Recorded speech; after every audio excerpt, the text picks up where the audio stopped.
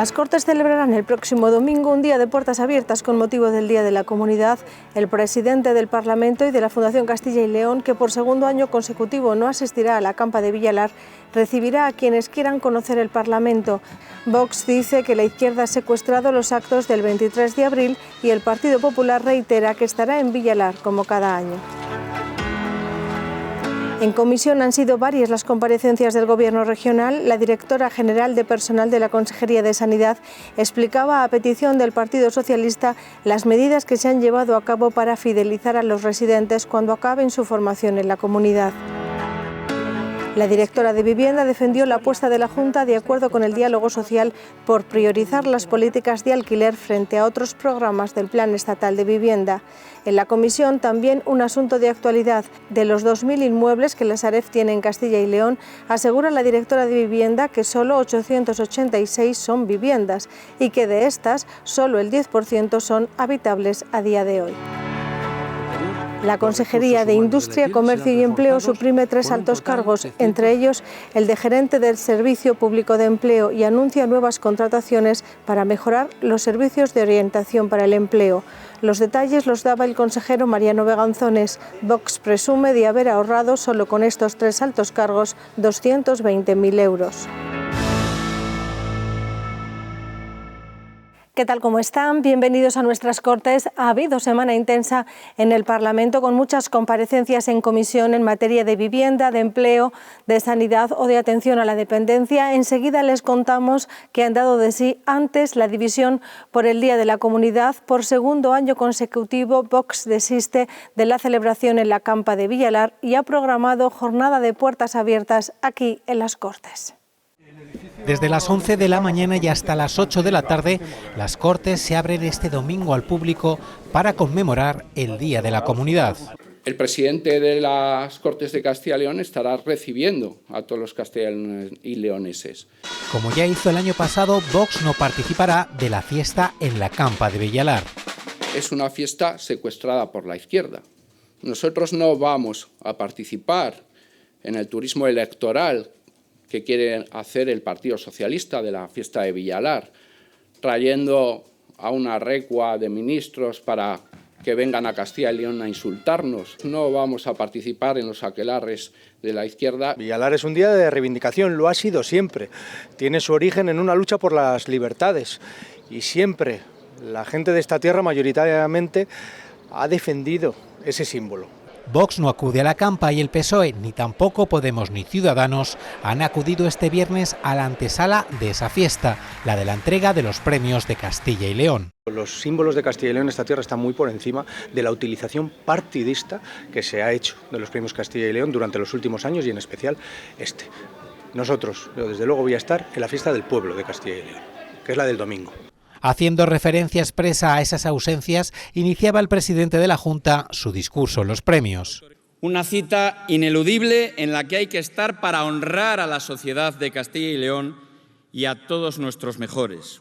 El Partido Popular sí ha participado de los premios y sí estará en la campa. Los celebraremos, como hemos celebrado siempre, el Día de Castilla y León, y algunos acudiremos, como hemos hecho siempre, a la campa de Villalar.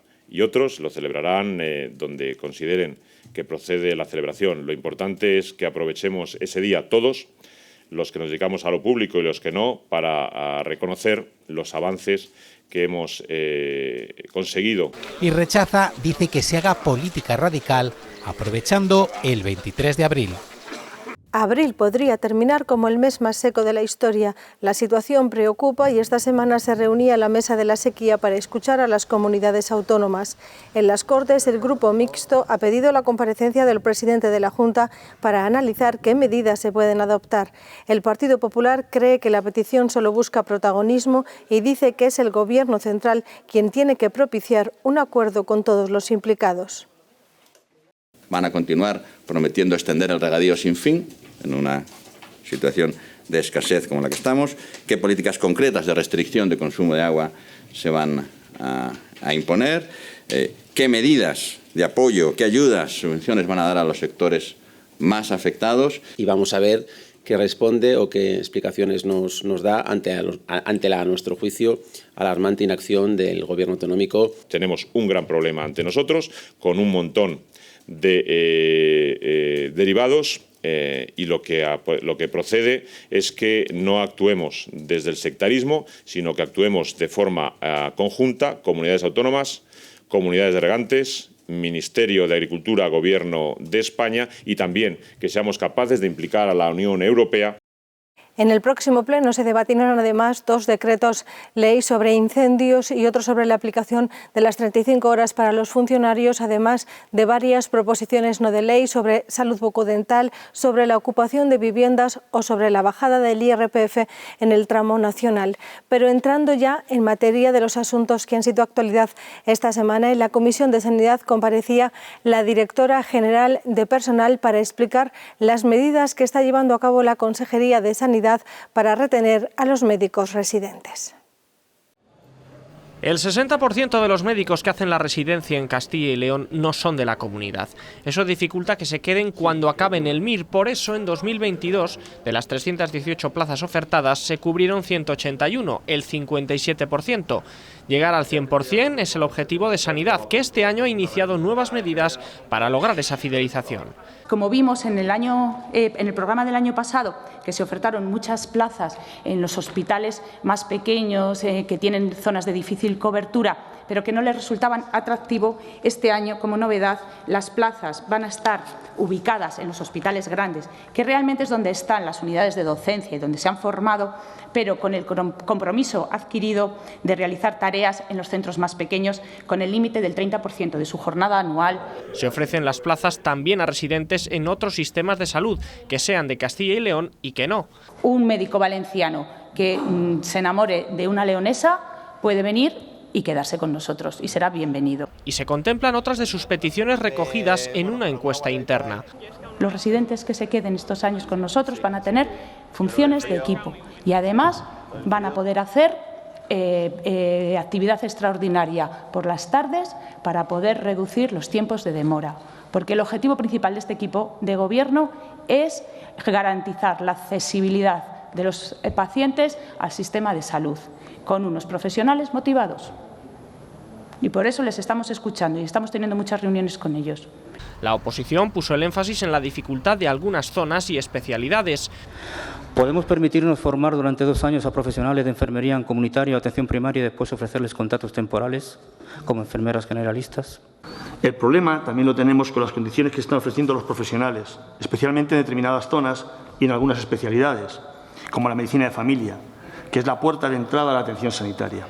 Mejoras en la formación. Es de que el tutor no les puede atender, no les puede formar adecuadamente porque tiene mucho trabajo, porque tiene muchos pacientes que atender, pues al final en los siguientes concursos o en las siguientes peticiones, pues los profesionales tanto sanitarios como médicos pues deciden no ir a ese hospital. Parece interesante que en los programas más actuales se esté hablando de la realización gratuita de másters o títulos de posgrado, títulos propios, la participación en proyectos de investigación.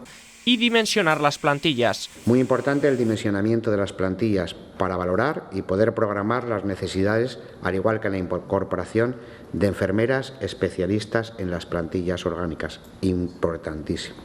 La directora de Personal reconoció dificultades propias de la comunidad, pero resaltó que Castilla y León es la 7ª comunidad que más eligen los profesionales para desarrollar su residencia. Desde el pasado 1 de abril, los enfermos de esclerosis lateral amiotrófica se incluyen como beneficiarios del programa INTECUN en las 9 provincias de la comunidad, un programa de atención sociosanitaria integral destinado hasta ahora a la atención de personas en cuidados paliativos. La Junta destinará 400.000 euros a la atención y la puesta en marcha de iniciativas de las que se beneficien los afectados por ELA. De esta ampliación y del programa INTECUN informaba esta semana en la Comisión de Familia el director de Atención a la Dependencia. El objetivo es definir las actuaciones necesarias para transformar un hogar en riesgo en un hogar seguro, entendiendo que el hogar seguro sería aquel que cuenta con las adaptaciones necesarias de la vivienda, las ayudas y productos de apoyo requeridos, así como los servicios de proximidad activados en intensidad suficiente para que la persona incluida en el programa de cuidados paliativos pueda permanecer en su hogar en condiciones de calidad de vida. Viviendas en Red es una iniciativa de la Consejería a través de la cual lo que hacemos es financiar arreglos de viviendas públicas, son en concreto viviendas que dependen de entidades locales pequeñas, de ayuntamientos, para que esas viviendas sean adaptadas y se pongan al servicio de los programas de atención en domicilio, principalmente el Augusto en Casa y el Inteco.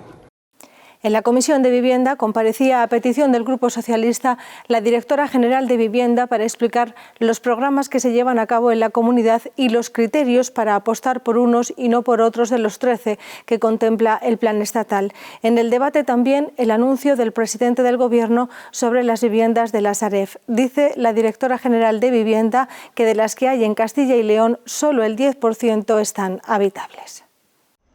El Partido Socialista pone sobre la mesa los programas de vivienda que ha puesto en marcha la Junta de Castilla y León. Las políticas de vivienda son algo más que lo que se está haciendo, que es la nada, desgraciadamente. Y es fundamental articular una política de vivienda decidida, con capacidad de intervención en el mercado de la vivienda. Para la directora general de Vivienda de la Junta, el plan estatal, que se desarrolla en coordinación con la Junta, goza de buena salud.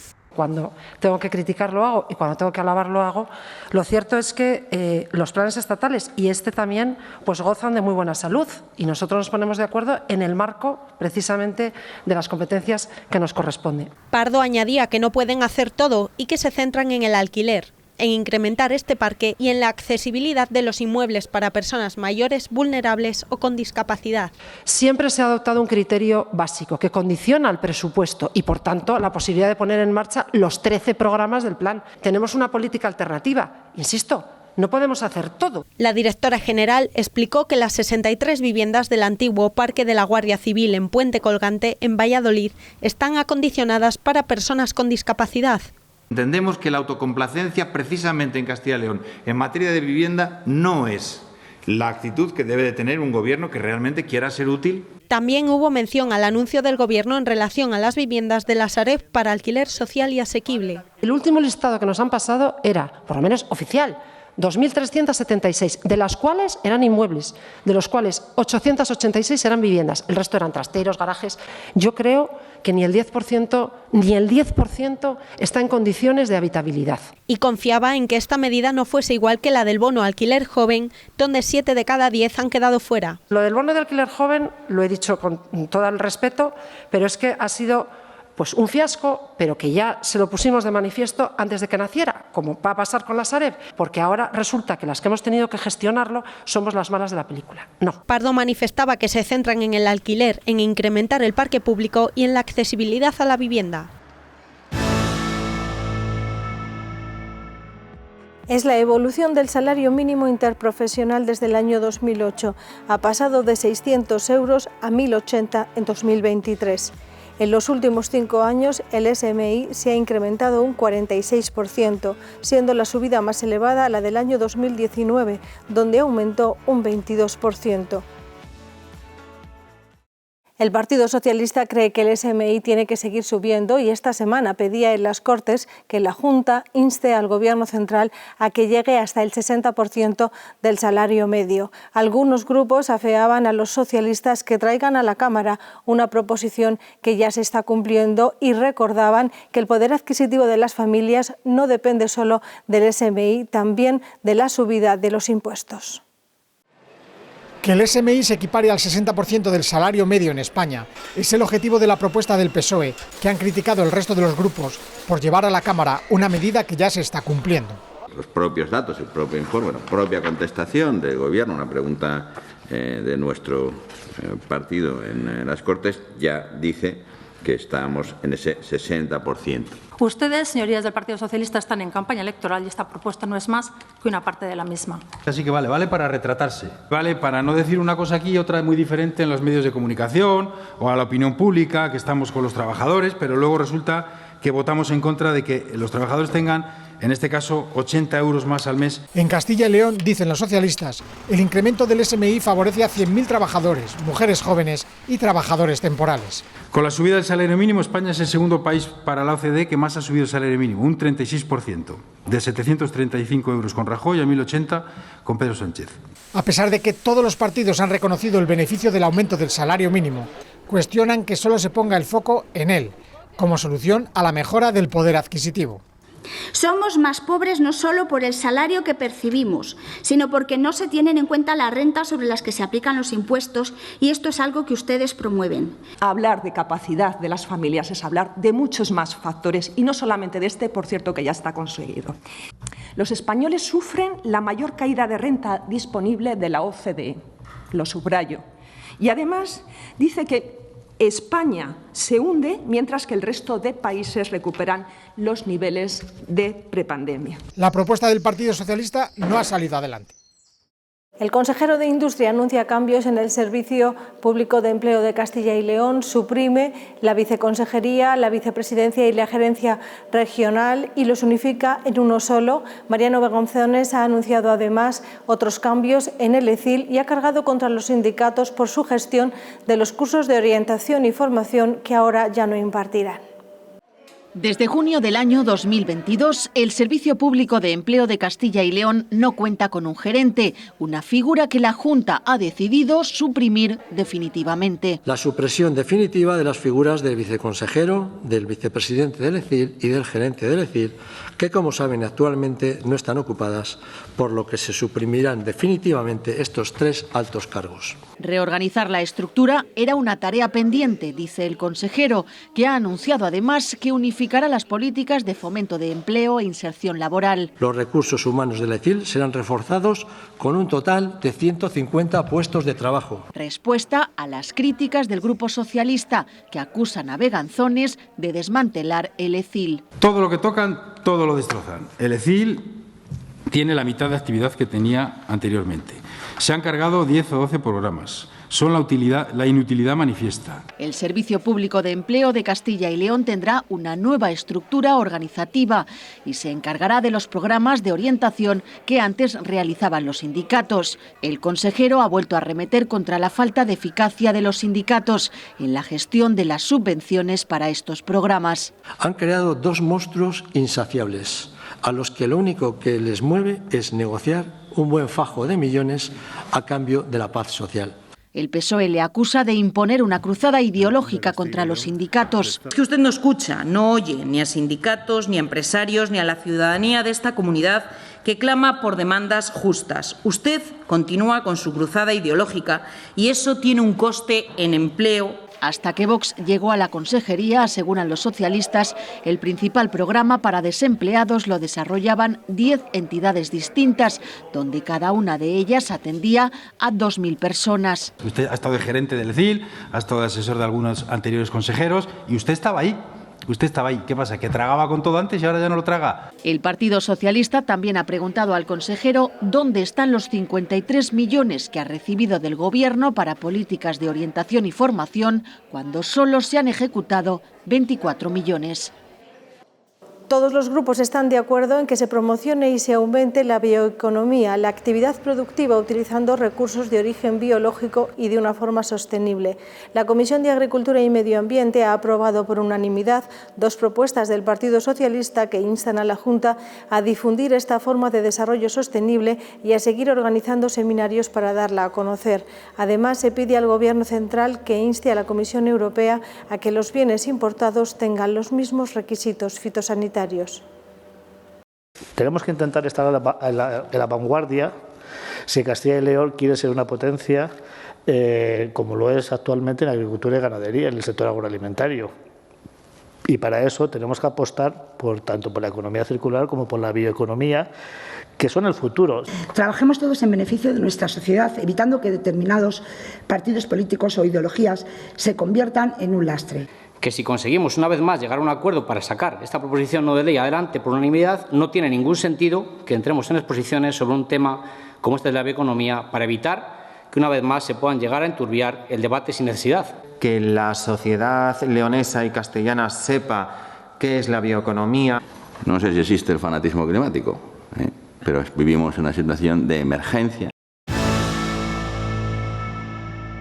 Con el respaldo de todos los grupos y la abstención del PSOE, las Cortes piden a la Junta que reclame al Gobierno central una mayor financiación y celeridad para la construcción de la autovía A11 entre Zamora y Portugal. La propuesta de la Unión del Pueblo Leonés remarcaba que la Nacional 122 es una de las carreteras con mayor siniestralidad de toda la provincia. Los municipios de menos de 20.000 habitantes volverán a contar este año con un fondo de 20 millones de euros para mejorar la cohesión territorial. El director de Administración Local de la Junta explicaba esta semana en la Comisión de Presidencia cómo se repartió ese fondo el año pasado. Los grupos de la oposición creen que no puede hacerse un reparto lineal. Emilio Arroita ha anunciado que en los próximos días se realizará la convocatoria de 2023 del Fondo de Cohesión Territorial. Al igual que el año pasado, estará dotado con 20 millones de euros. Son destinatarios del Fondo de Cohesión Territorial todos los municipios con población menor o igual a 20.000 habitantes de la Comunidad de Castilla y León. Así, el número de municipios beneficiarios en el año 2022 fueron 2.232, siendo la población afectada 1.133.565 habitantes. El fondo está cofinanciado por la Junta, las Diputaciones y los propios ayuntamientos. ¿Qué se puede hacer con 2.000 y 3.000 euros? ¿Qué cohesión se va a hacer para los ayuntamientos menores, precisamente de 1.000 habitantes? Si tienen que cofinanciar, los ayuntamientos no pueden cofinanciar lo mismo que las diputaciones. Nos parece un craso error. No es tan malo eso que usted dice de que las cantidades no sean muy elevadas. Al final viene a conseguir que el tejido empresarial de esa zona sea el que se implique en la realización de esas obras. Ciudadanos y Soriallano están de acuerdo con el sistema de reparto porque creen que no corrige los desequilibrios territoriales. Lo que somos especialistas es en darle a todo el mundo una cosa más o menos parecida para no generar ofensas, con lo cual nunca generamos cambios. En este tema hay un error de base que siempre tiene este Gobierno, porque trata a los territorios de forma igual cuando somos desiguales. Y así no se va a conseguir nunca un equilibrio territorial ni corregir las desigualdades. Si hay una provincia que está especialmente mejorada o incluso beneficiada con este fondo, es la provincia de Soria, se lo digo yo. PP y Vox defienden el diseño y objetivos de este fondo de cohesión. Este fondo no está hecho para ayudar solamente a unos pocos, solamente a 20 o a 30 municipios. Y quien quiera que solamente se ayude a unos pocos, pues que lo diga claramente, porque este fondo está formulado para llegar a todos los municipios y el sistema de reparto es equitativo y cumple con los factores de corrección. Que la complicación está realmente en una aplicación eficaz de este fondo de cohesión territorial y en ello es en lo que aprovecho ya para manifestarle el apoyo de este grupo parlamentario. Los populares están de acuerdo en que hay que dar más dinero a los municipios, pero dicen que partiendo en primer lugar de una financiación autonómica justa. La digitalización de la administración local es un reto que la pandemia ha acelerado y donde Castilla y León presenta avances. Así lo refleja el informe del Consejo de Cuentas sobre el uso de nuevas tecnologías en la administración pública, debatido en la Comisión de Economía y Hacienda. La mayoría de los grupos aplaudieron las conclusiones, aunque en el debate también se cuestionaron aspectos técnicos. El presidente del Consejo de Cuentas también informaba de la protección que se hizo de los datos personales durante la pandemia, cuando la Consejería de Educación tuvo que habilitar clases online para conseguir acabar el curso 2019-2020. Los datos quedaron protegidos. Esa es una de las conclusiones del estudio, aunque se aconseja describir con más detalle la finalidad de su recopilación. Lógicamente se usan datos que deben, como un derecho fundamental que tenemos los ciudadanos, que deben tener la adecuada privacidad. Es cierto que la comunidad ha estado a la altura de las circunstancias durante la pandemia. Es cierto que hay un margen de mejora que lo señala el informe y es cierto que en esa línea la Consejería de Educación se siente sensible con el contenido del informe. Un texto con 28 conclusiones que deja dudas entre la oposición. Nos llama la atención que no haya una coordinación o que no hubiera una coordinación de aquella con la Consejería de Educación y la Consejería de Movilidad. En cuanto al delegado de protección, me llama la atención que solamente haya uno para todos los centros educativos públicos, es decir, 1.045 centros públicos. Pone, desde nuestro punto de vista, en un cierto brete a la Consejería de Educación que lo cierto es que defendiéndose como gato panza arriba hace causa de esto que a veces en política se recurre tanto, que no es otra cosa que no hay mejor defensa que un buen ataque. La Consejería cumplió siempre, volvemos a insistir, con todos los estándares legales fijados y establecidos hasta esa fecha. En ningún momento hubo ningún tipo de vacío legal. El informe nos ha puesto o nos pone delante no solo de las necesidades técnicas, sino también de las fortalezas, las debilidades, las amenazas y las oportunidades del sistema. Educación acepta el informe del tribunal y ha planteado nuevas propuestas, aunque aún no se han conocido pese a la insistencia del PSOE. Ha considerado la oportunidad del informe y ha establecido una serie de propuestas. Propuestas que yo no tengo por qué conocer si se están aplicando o no, obviamente.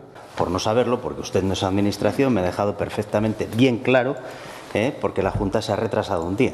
Porque si no estaríamos hablando en esta tarde de hoy también de sus alegaciones y de sus propuestas. Una forma de esquivar la actividad parlamentaria que, bueno, no es esquivar, sino que es retrasar. Habrá que esperar al próximo informe para conocer estas medidas adoptadas. El presidente del Consejo Consultivo presentaba esta semana los datos de actividad del Consejo durante 2022, 696 resoluciones. Además, el Tribunal Administrativo de Recursos Contractuales resolvió 208 recursos sobre contratos por un importe superior a 5.400 millones de euros. Los asuntos sobre responsabilidad patrimonial mantienen un peso alto en el conjunto de la actividad de la institución, ya que suponen el 75% de los dictámenes emitidos. Destacan en 2022 los asuntos relativos al COVID, en torno a un 18%, un 17% supusieron los temas sanitarios por funcionamiento anormal de la Administración y un 15% los asuntos relativos a la caza del lobo. Con estos datos nos vamos, volvemos con más actualidad parlamentaria el próximo viernes.